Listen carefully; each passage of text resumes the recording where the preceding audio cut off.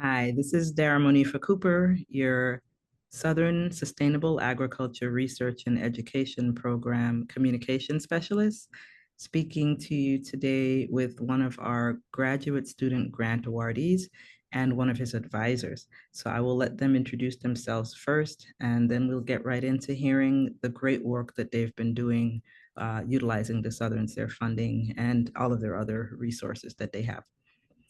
Joey, why don't you start with you?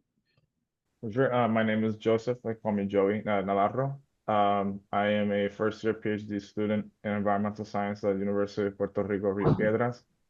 I previously did my master's at Florida International University in with a focus on agroecology with Dr. J and Dr. Rockwell as my co-advisors. And Dr. J, if you could go ahead and give us a little introduction about yourself.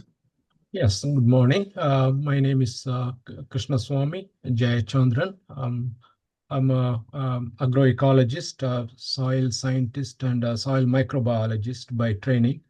I am the co-director of the agroecology program at Florida International University in the Department of Earth and Environment. We have this program almost, this is 20th year. 20 years we have been running this program.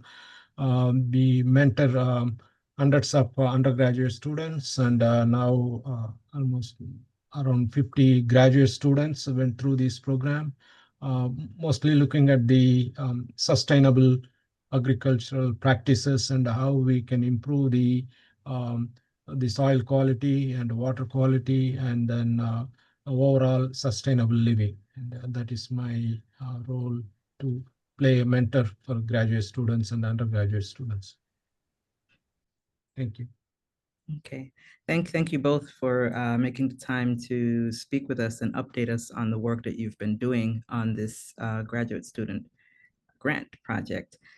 Joey, part of what we're doing is helping people to understand your work, your research, as well as students who may consider applying for the grant themselves. So if we could just mention a little bit more about yourself in terms of what year you are with your studies that they can connect with, and where's home for you? Anything that you'd like to share about that. Yeah, for sure. So I have been working as agricultural consultant for an agricultural consultancy specifically for coffee farmers here in Puerto Rico. Um, like I mentioned before, I started my PhD as I was finishing up the process with my master's and getting the thesis out and the publication. So we're pretty much wrapped up with that process, and so then I was able to start my PhD with the focus in agroforestry and forest ecology. Um, I really enjoy working particularly with forest soils. A lot of my prior work experience was in regeneration projects. So it was very interesting to have the opportunity to come back to Puerto Rico and work with like existing like forest ecosystems and to see how we, measure like the health of these forests, the biodiversity, and how we can actively manage it. So it's similar, but on in a lot of different ways, very different than the work I was doing in Florida. Um, but yeah, definitely Puerto Rico's home for me. It's a great opportunity to help uh, my community and of Puerto Rican farmers and help motivate the next generation of Puerto Ricans in higher education to be able to put forth projects, take advantage of funding opportunities like SARE, and be able to put that towards meaningful research that we can use like practically, particularly given where we are geographically, our ability to have a year-long growing climate, and just the potential to better our food systems in particular, as we're forced to import a lot of what we consume. Um, so yeah, that's a little bit about me. Okay, thank you. Did you always have an interest in agriculture? And if not, how did you become interested and especially related to your specific topic right now? So I always kind of had and I still feel this way, but just like a fascination with like just the different types of fruits that like grow here, and understanding like trying to trace the lineage because it's an island ecosystem, and understanding the development of the flora and how these species got here, how they've developed, and how they've been used over time, and how they've been used in the societal context as well. Mhm. So that's always really fascinated me. I reached a point where in my undergrad, like halfway through my undergrad, I decided that I needed to make a switch because Hurricane Maria happened in 2017. And I remember feeling just uh this feeling of uselessness, and I wanted to try and like find a way to uh work and study in something practical that would have a positive impact in Puerto Rico. And I was like, okay, wait, I really like the, you know, how um opportunities present themselves to better the agricultural sector in Puerto Rico. And so that's where I decided that it was in my best interest and obviously a passion of mine to be able to dedicate myself full to that and take all the resources that I was able to accumulate over the years and apply that within my community here to, help Puerto Rico retain talent, retain people, help establish industry, and also enable us to have access to sustainable food systems. Okay, understood. That makes sense now. I can see all the connections. I'm going to come back to asking you about how you decided to work on your specific topic, but wanted to speak about the relationship with the advisor and how you all connected. And I'll let Dr. J kind of take that one in terms of what the process was, how you were able to help, and all of that. So how did that work for you all? Yeah, as Joey's co-advisor, I can speak how we got connected. That's very, very important. You brought up the good topic. When Joey is interested in the graduate studies, so I think almost three years ago, or 3.5 years ago, you can say that. So he contacted, sent an email like saying that describing his background, and he has an agriculture certificate, and at New Hampshire. That's the Northeast. He is there in that area, Boston, right? Or somewhere in that. It was Boston. Yeah, Yeah. yeah. So he explained all these his interest, and then I definitely wanted to further uh, increase his knowledge in agroecosystem. Then I said, yeah, yeah, your background is fits well, and then we started communicating. This is the way to apply to our graduate program, and so that's where it all started. And then he applied into our program. Then uh, generally what we do is uh,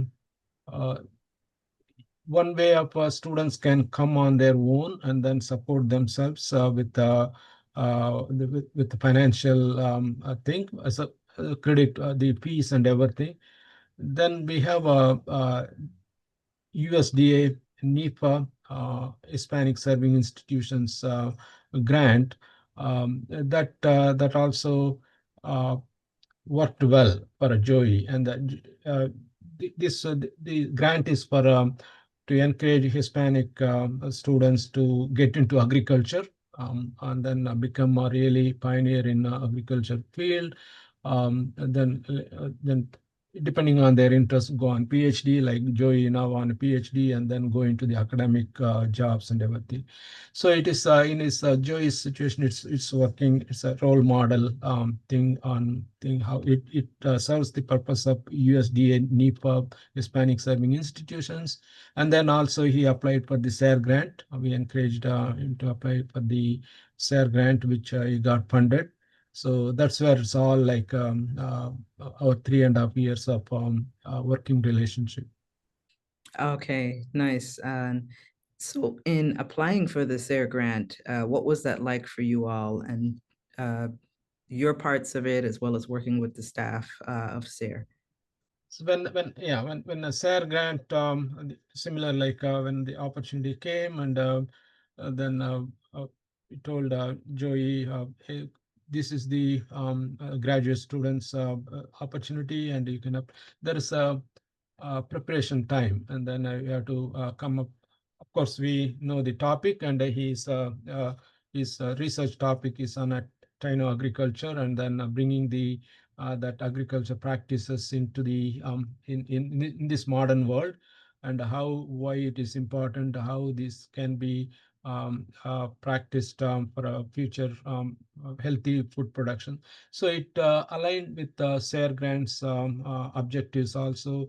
I thought we should put in the proposal, and then we helped him to write the scope of work, and with the objectives and what he will do, deliverables, and all those things. There is a certain university also will follow through some of the guidelines, and then we have to follow everything. So uh, we put in there that, then submitted the application, and that it got funded that way. We carried out the project. The SARE grant helped his thesis work, which is right now probably will be submitting his thesis on Friday. That's the deadline, and so we're very grateful to SARE grant. And Joey, what about you? How was the process for you in terms of applying and working with the SARE program? I really enjoyed the process. I don't think I've ever really like been able to be a part of an opportunity like that. So it's really interesting. And I felt like it was very straightforward.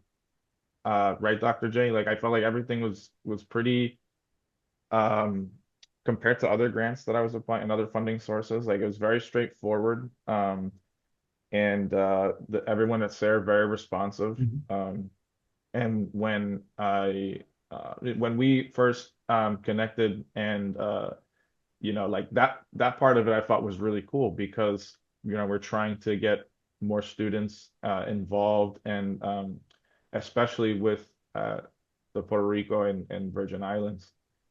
So that was also a really great like extra um, piece to be a part of that I didn't anticipate being a part of, and being able to present my work in Mayagüez to students, and being a part of most recently in the Manners Conference, and being able to serve with that mentorship for the students, so that they can be aware of the of the funding sources. And so that was something that was a nice plus that I got from SARE that I didn't initially expect. And so that was something that kind of stood out to me as something unique.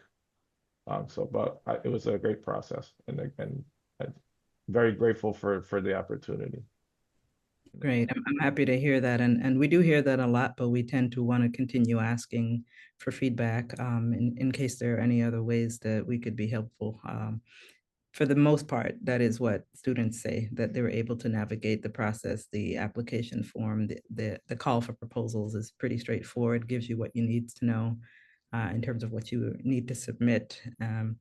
And yeah, I enjoyed coming down to UPR Mayagüez and connecting with those students and faculty there as well. And I was grateful that you were available to come in and present with us to those students, because we know that oftentimes that is the best way to encourage other students and younger people to have someone that they can relate to come and share with them the opportunities that they're taking advantage of. Positive peer pressure is what I call it. It's it works. It's much more effective than the adults. Oftentimes, the faculty members, the parents, trying to encourage the young people. It just makes sense. So I was really grateful to be able to do that with you. I didn't anticipate it either, so it just worked out well. And you were also able to meet with the Puerto Rico State Coordinator as well, Nicolas. So, Mhm. I'll ask you in a second, like, if there are any updates with what you all have been speaking about. Let's go back to like describe your research project more specifically, and then you can include how you work with farmers as well in Puerto Rico during that. Yeah, for sure. So basically the project is rooted in establishing a integrated agroforestry system. So creating like alley crop style with fruit trees, what we call New World fruit trees. So a bunch of like fruit species that their lineage can be traced to Central South America and the Caribbean, as opposed to Asian varieties of fruits that were introduced that do super well and are naturalized due to the similarities in climates. I tried to pick two species with purpose. And when I say with purpose, I mean uh, socio-ecological and culinary, and ones that we can know for a fact that were there based off of phytolithic archaeological studies from old soil sampling. And so I decided to focus on ají dulce pepper, which is Capsicum chinensis, which is part of the habanero family, with a more mild tone, because it's very culturally important. It was one of the first uh, species of culinary importance that was brought over from Northern South America to the Caribbean.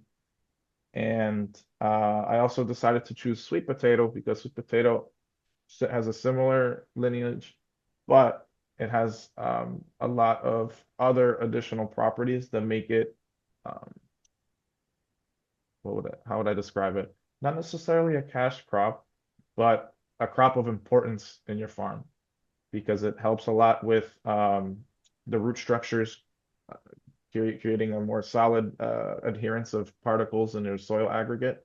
So that helps with erosion. There's also been some studies conducted that suggest that it has the potential to fixate nitrogen, which is new, and they're still um, conducting studies on that. It also provides shade, kind of like in a similar process to the Three Sisters with the squash, where it covers like shade and is able to retain more moisture in the soil. And you have, at the end of the day, on top of all those benefits, you have a harvestable product that you can bring to market and sell or eat yourself. And it's very easy to harvest between 3 to 5 months, similar to the ají dulce. But I used those as the main ones in the conuco systems, which the conuco systems were dug out trenches, and then with that soil, I laid that on top of a bunch of organic materials and plant residues, branches, leaves, and so forth. And so I divided it into 4 different sites, 4 different towns, and 6 plots on each site with sample sizes of 7 per each plot. And the 3 treatments were intercropped with sweet potato, and then the 3 controls were just ají dulce with no conuco. And so in between each plot of the rows with the alley cropping, they had fruit trees, as much as I could fit in the plots, because you have to deal with the spacing and stuff like that. But that was essentially the project, and I was measuring relative growth rate through basal diameter and height of the ají dulce plants. I also measured survival/mortality rates. That was incorporated as well, and soil macronutrients, which is my favorite. Soils are my favorite for sure. So that was where we pulled a lot of the significant information from the study, which we'll then be able to, look in the thesis once it becomes available. But yeah, that was essentially my project in a nutshell. In a nutshell, yes. Sounds like a lot of great work. Now, as we're speaking about soils, I know, Dr. J, that's a significant one for you. And Joey's not the first Southern SARE graduate student grant student that you've worked with, but in this particular case, what are the important things that you try to help him with, mentoring with? I know the soil is one, but what are the other?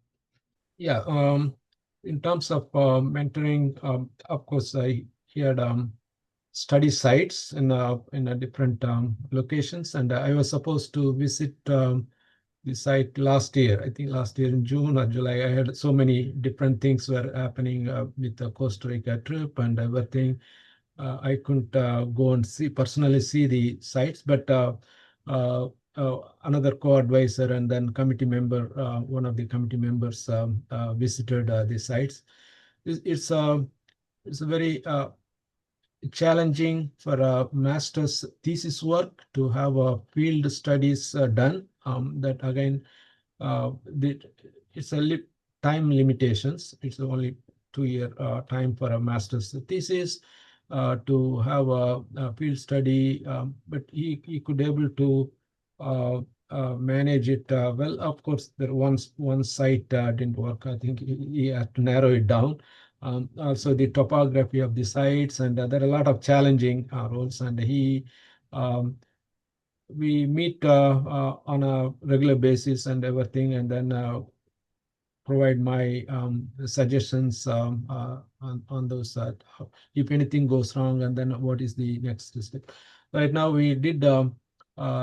He collected the soil samples, analyzed for total carbon, total nitrogen, total phosphorus, and again, it's 2 months study. That's why, like, if you have a long term, definitely you can see the increase in organic matter and all those things. But it's an idea. Like uh, maybe in his PhD, I don't know what the dissertation work is planning on PhD continuing, or maybe that's so far like it's a successful master's thesis research. And then Joey is planning on publishing 2 articles we talked about. That's another success is measured by the peer-reviewed publications that goes out and into the scientific world. So we are expecting 2 papers to come out of this one, and SSARE grant is will be acknowledged, and that way it is known SSARE's contribution to this project. Okay, thank you. Yes. There's so much and so many tangents that can come out of doing this work, I see. Uh, and also lots of people to work with. And Joey, we mentioned the state coordinator, and I'd also like to know if you had a chance to work with any farmers on the island. So who are the other types of people that you were able to interact with during this research work in Puerto Rico? So during this research work, I was able to pretty much work with the 3 main agricultural universities on the island between Mayagüez, Utuado, and Rio Piedras. And on top of that, collaborating with a lot of the organizations that facilitate a lot of the federal projects, including mine included when I was working with Pro Cafe. And mostly just connecting with the farmers themselves. I mean, that was the biggest thing for me. Um, and it also helped be able to understand more of the agroforestry concepts from a commercial perspective, because coffee for us is our biggest, well, I would say plantains and bananas as well. But really, like, coffee is emerging as like a very uh, prominent prospect for added value product for export, and because we produce such high quality coffee with given our environment. And so I was able to really accumulate a lot of knowledge working with them. I was working with, they assigned me the whole southern region of the island, so I had 1.60 plus clients that I was tending to, and each farm, each town, each area has their own like microbiome, their own like mini uh microclimates, and it's very interesting to see how it differs from town to town. And that was kind of like the biggest thing that I was noticing. and understanding how a lot of it has to do with successions, like plant successions and design, because a lot of them are dealing with erosion problems. And in the 80s and 90s, the Department of Agriculture came in. They're like, nope, take out all your trees, just focus on production. And that set us back 20 years in the industry compared to other countries producing coffee. And so now with organizations like Pro Cafe, TecnoSerra, Bictus on the island, we're trying to reestablish shade-grown coffee because it has proven time and time again to be beneficial to the plant health, and the quality of the harvest comes out a lot better. And so that's pretty much been like my where my transition has been from conducting the specific types of like regenerative agricultural research and heading more towards managing like active systems, and kind of incorporating like the biodiversity component in these previously plantation style agricultural operations. And it's been very interesting um, looking at it from that lens, because a lot of the work that Rio Piedras does that kind of like separates it from the other universities in Puerto Rico is that they have full access to El Yunque. And so a lot of the forest ecology work that gets done at El Yunque has a lot of implications for disturbed forest or actively managed agroforestry systems in other parts of Puerto Rico. So it's been very interesting to kind of look at it from kind of transition from strictly agricultural production to incorporating the whole view of forest ecology to then boost your agricultural production, because it lies in the principles. But I think like I was just used to working in disturbed areas so much that I didn't like really realize it. So that's been very interesting.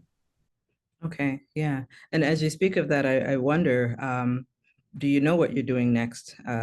Beyond the SARE grant, but this particular one, I know in the past you've mentioned uh, maybe it is with the SARE state coordinator down there, were you all speaking about doing a larger SARE grant or other things? But what's coming next for you, you think?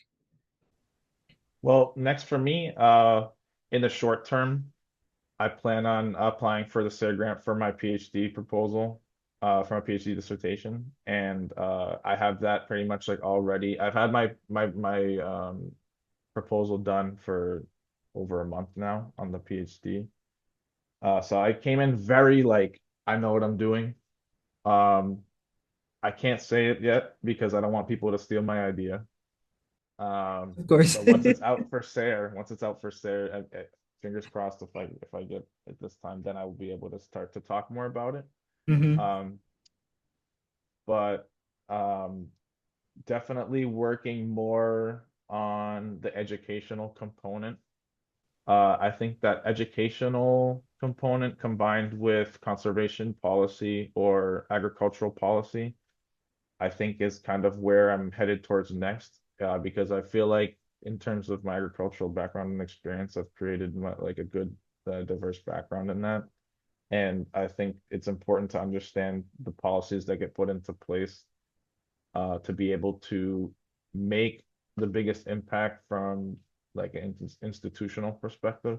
And that was one of the things that I talked about with Nicolas, um, in terms of a collaboration where a couple of the farmers that I've worked with were interested in applying for the institutional funding when it becomes available again.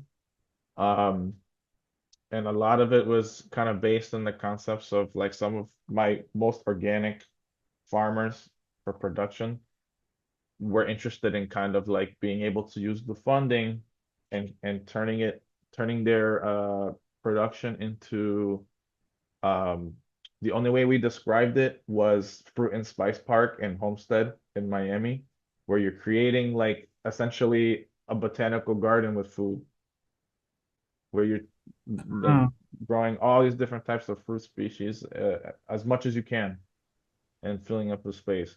And that's kind of like the model that Mhm.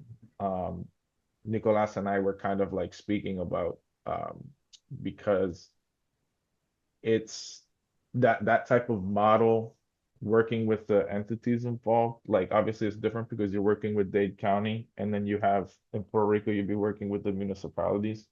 So that layout is somewhat different, but you're getting a lot of different entities involved and you're opening yourself up to a lot of collaborations, especially through the university. Like FIU and the University of Florida have been conducting research at Fruit and Spice for a very long time, and they have a really good ironed out partnership. Um, UPR Rio Piedras has a similar one because they have the Jardín Botanical Garden very close by.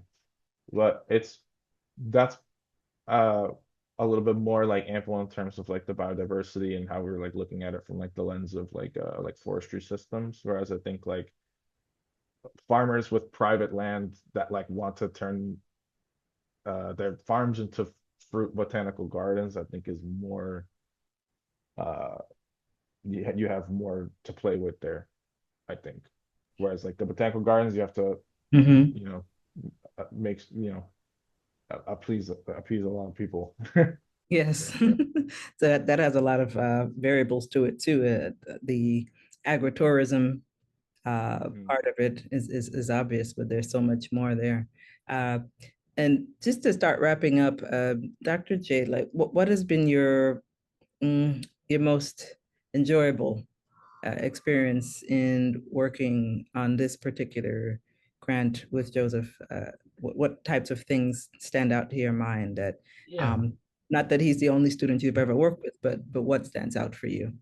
So what that's a good question, and what Joy is that's his original idea about bringing the the agriculture systems into the in this modern agriculture, like how, because these are all like indigenous agriculture, that they carry a lot of knowledge base, and it disappears at some point, and then we like some of the maybe genetic varieties and how the companion planting and all those things are like sometimes we drift away into monoculture and all those the detrimental effect we are facing. And so that when he proposed this idea, that got my interest, and then that's very unique.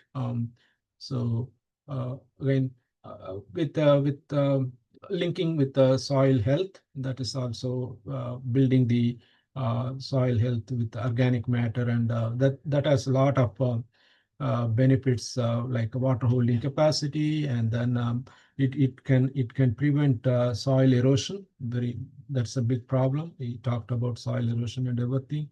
So if we manage those things, so those are all overall I got interested in, and uh, able to help and advise and mentor his project, and we see that finally it's coming to very fruitful project. So overall, that is my thing. At the beginning I said I'm a soil scientist, right? It's a strict term. Soils, working with soils and everything as a lab scientist. We do an analysis and all those things. So going into the indigenous agriculture systems, and learning some of the things I learned also from Joey, and so that is more important. So advising is it's not one way, like I'm an advisor, I can give my thing, and then also for me also learning, and it is that's the process. I always look at, okay, I'm here, and then I help students, and also I'm learning from students what are all these things. Thank you. Yes, yes, I could see how that would be really exciting with all of those different topics kind of interlaying with each other, and exponential use for many people in many places. So that's really great. Great work, Joey. Like, I'm not a scientist. I don't fully understand all of the things, but I really appreciate being able to learn from what students and others who utilize the SSARE funding do with it to help do the research and then the outreach afterwards to teach what you've been learning. Is there anything else that you'd like to share? I know it's been a minute since we've spoken about your project. I don't know any other updates that you might want to share or just anything else that you'd like to say. And then, of course, please do share your email address or for anyone that might want to get in touch with you.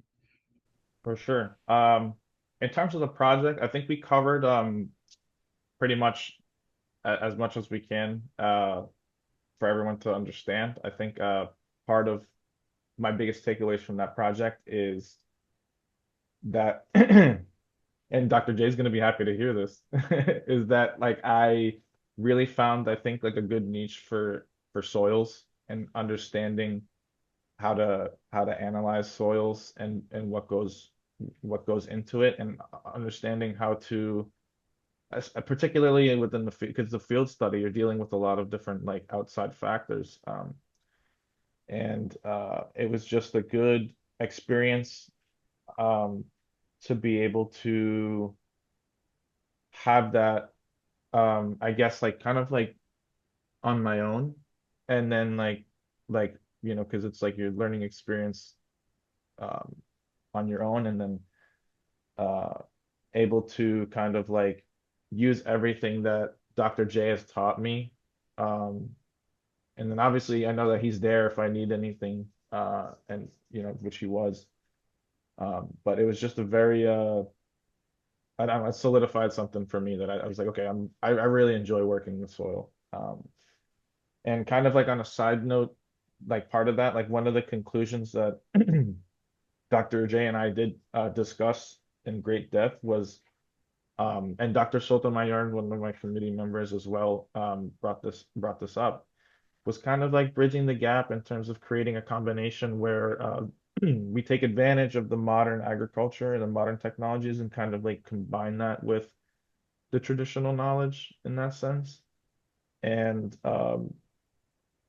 one of the things that I felt that in hindsight uh, that I would have done, that I talked to Dr. J about, and he agreed. But not, it would have kind of like jeopardized the integrity of the project, would be the incorporation of like cover crops when I was in the developmental stage of the conucos, because I would have added additional organic matter as in the form of green mulch. It would have created more like plant residuals, and the root systems from the fibers create stronger soil aggregates to hold it together. So I felt like that's something that I would have incorporated it in hindsight, but at the same time, like not all of those species are like available to tine. You know what I mean? It's not like I would have just been like throwing random species around. So I feel like, I did the best with what I could based off of what I was able to gather from the information. Um, and Mhm. one last thing I wanted to add that from what Dr. J and I collaborated on in the past is we were able to establish like an internship um, type of program at the farm that I was working at. And so he played a really like integral role in like the administrative piece and like working with the farm to get like these students this like real opportunity to touch grass Yeah. and like where you know what I mean, and have that opportunity to because the farm had like so many different things to offer for like students to work with, like sustainable livestock management to like nursery to working with bees and pollinators, butterfly garden, to working and understanding like landscaping, and there's a lot of different like things. And so that was one of like looking back, one of my favorite memories, like working in Florida and starting out working with Dr. J. And as a farm manager for the first time, there was a lot of times where I would like when I first started going to class, I'd be like, dang it, I have this problem on the farm and I don't know what to do. I'll figure it out later. I go to class and Dr. J is teaching us in the class and he's like, oh, that's what I have to do. So I would go back to the farm and fix whatever I had to do. So it was funny. It was cool. Um, and yeah, so I'm definitely proud of the work that we did together on that as well. It's a good model farm. It's called Little Farm. So we continue with our undergraduate students, go there and then gain the, I'll call it experiential and experimental learning. That's a hands-on, it's integrated form with animals, and composting goes on, and a lot of vegetables and fruit trees also there, and honeybees, bee populations and everything. It's a very good. That's I think Joey, we didn't know that farm before, and Joey, when he came down, and then that's where we started working with that farm. Now, a lot of undergraduate students, some graduate students will have some field plots, and then so it has a good that's a farm supporting students. Nice, nice. Okay, Joey. So what maybe educational products? I know you created a poster the last time I looked.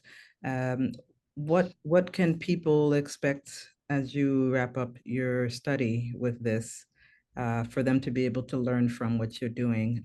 The final report will be available on our website and all of that, and the article that is up on our southernsare.org news page. So for people who want to access that, you could just do a search for Puerto Rico, Taino, Joseph, and it'll pop up. But southernsare.org/news is where the article lives.